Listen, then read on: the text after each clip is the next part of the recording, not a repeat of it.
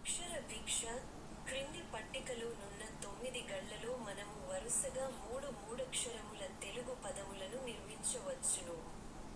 కాగా ఆ 3 పదముల చివరి 2 అక్షరములను మాత్రమే పట్టికలో ఇచ్చి మొదటి అక్షరమును ఖాళీగా ఉంచుట జరిగినది.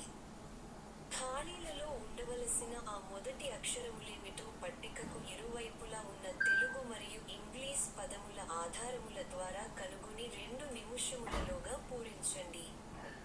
ఒకవేళ 2 నిముషములలోగా మీరు పూరించలేని ఎడల అటుపై మేము పూరించి సమస్యను పరిష్కరించగలము.